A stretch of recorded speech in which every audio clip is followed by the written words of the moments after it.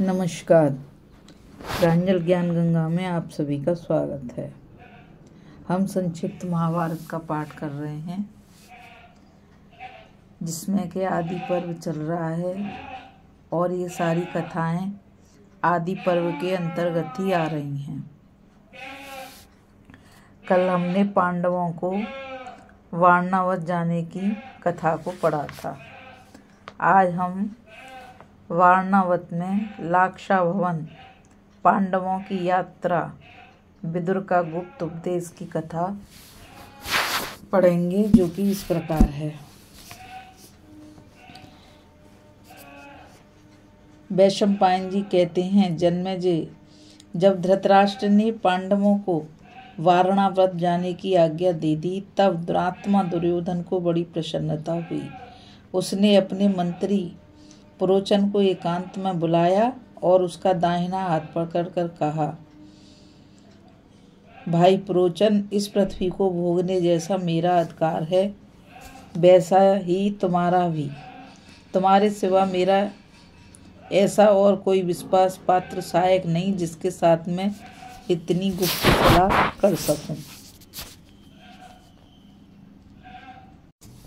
मैं तुम्हें यह काम सौंपता हूं कि मेरे शत्रुओं की जड़ उखाड़ फेंको। होशियारी से काम करना किसी को मालूम न हो। पिताजी के आज्ञा अनुसार पांडव कुछ दिन तक वारणावत रहेंगे। तुम पहले ही वहां चले जाओ। वहां नगर के किनारे पर सन, सर्जरस, राल और लकड़ी आदि से ऐसा भवन बनवाओ जो आग से भड़क उठे। उसकी भीतों पर घी, तेल, चर्बी और लाख मिली हुई मिट्टी का लेप करा देना। पांडवों को परीक्षा करने पर भी इस बात का पता न चले। उसी में कुंती, पांडव और उनके मित्र को रखना।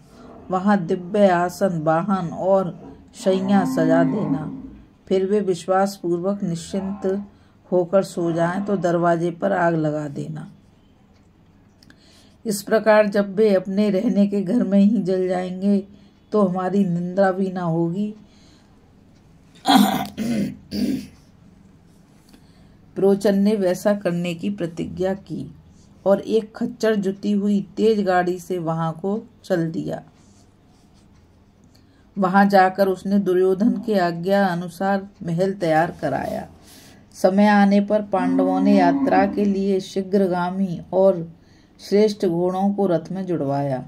उन लोगों ने बड़े दीन भाव से बड़े बूढ़ों के चरणों का स्पर्श किया, छोटों का आलिंगन किया और फिर यात्रा की। उस समय कुरुवंश के बहुत से बड़े बूढ़े बुद्धिमान विदुर और सारी प्रजा युधिष्ठिर के पीछे पीछे चलने लगी। पांडवों को उदास देखकर निर्भय ब्राह्मणों ने आपस में कहा, राजा, धृतराष्ट्र की बुद्धि मंद हो गई है, तभी तो वे अपने लड़कों का पक्षपात करते हैं। उनकी धर्म दृष्टि लुप्त हो रही है। पांडवों ने तो किसी का कुछ बिगाड़ा नहीं है। अपने पिता का ही राज्य उन्हें प्राप्त हो रहा है, फिर धृतराष्ट्र से भी क्यों नहीं सहते। पता नहीं धर्मात्मा भीष्म यह अन्याय कैसे सह रहे हैं। हम लोग यह सब नहीं चाहते, सह भी नहीं सकते। अब हम सब हस्तिनापुर को छोड़कर वहीं चलेंगे जहां राजा युधिष्ठिर रहेंगे।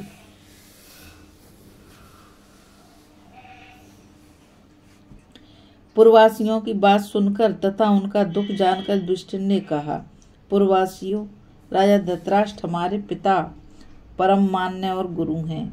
वे जो कुछ कहेंगे हम वह निशंक भाव से करेंगे। यह हमारी प्रतिज्ञा है।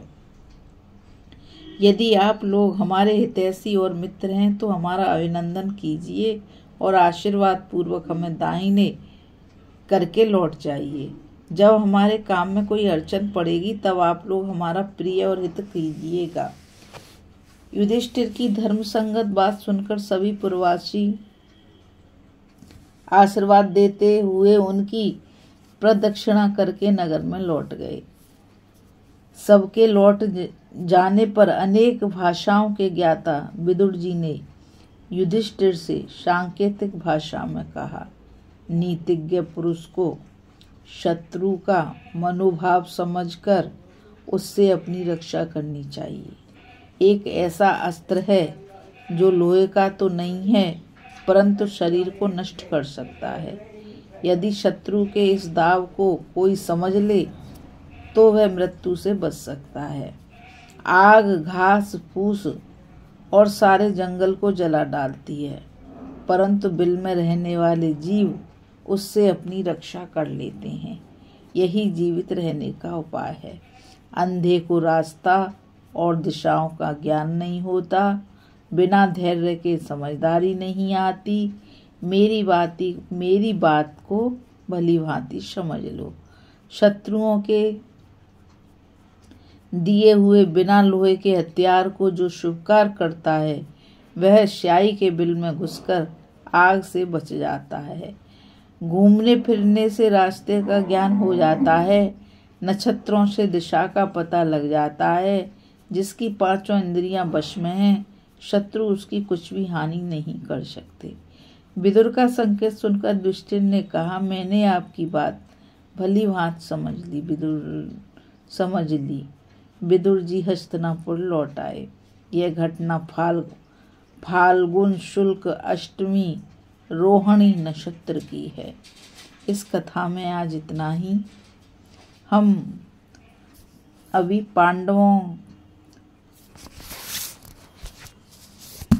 की कथा में वारणावत में लाक्षा भवन की कथा सुन रहे थे।